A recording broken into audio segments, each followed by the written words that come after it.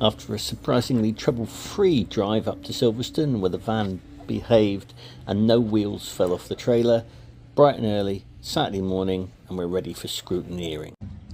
So scrutineering done, Carl's ready, Richie's just getting ready, and we're heading out for qualifying in just 5 or 10 minutes. So time to get suited and booty. I haven't raced on a national circuit for nearly 20 years, I think, but we did test here a few years ago, and at that point I got James Harridge, ex-champion, in the car just to see what it would do.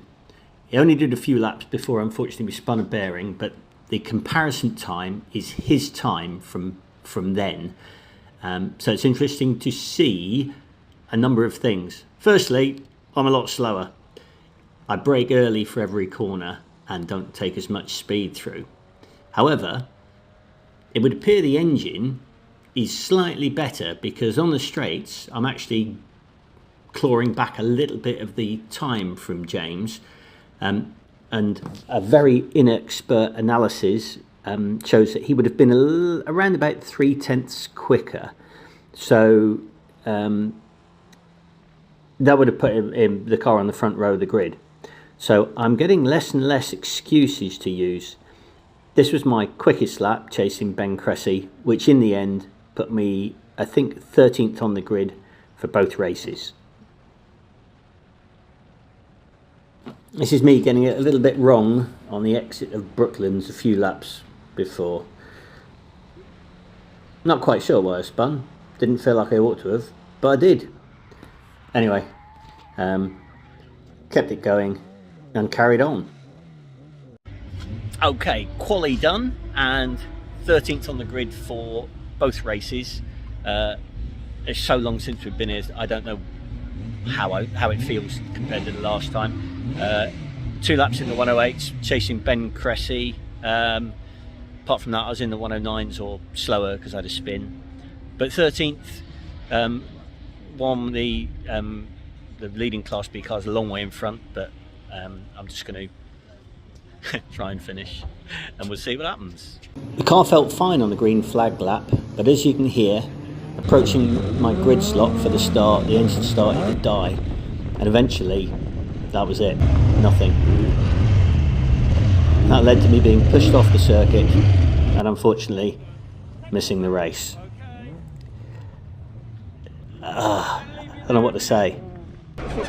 I just died. It feels like fuel. Is it ever worth it? Fuel pump packed up. Just at the end of the formation lap. Well, good luck tomorrow. Cheers, mate. Fuel pump. Yeah, of course. The other one packed up. At a very opportune moment. Got breathing. Is that my best profile?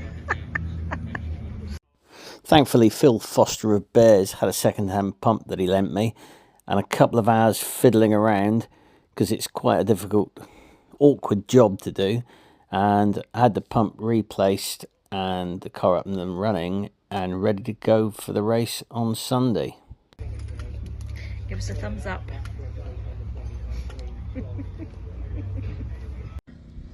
So, I don't know what time it is, 7:30 or whatever.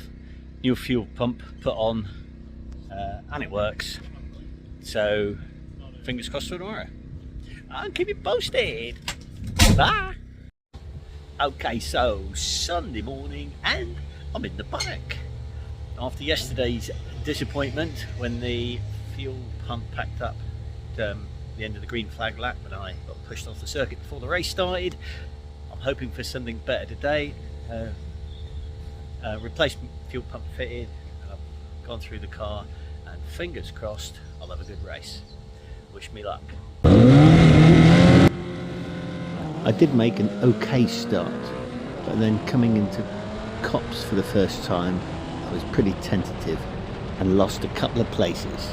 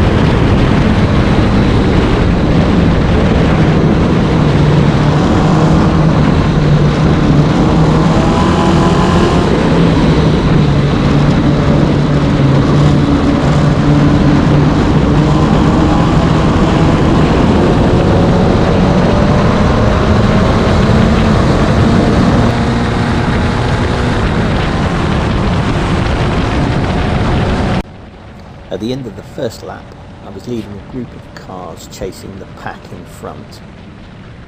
Going through cops behind me, Tim Probert has a spin which thins out the pack slightly as they scatter to avoid him.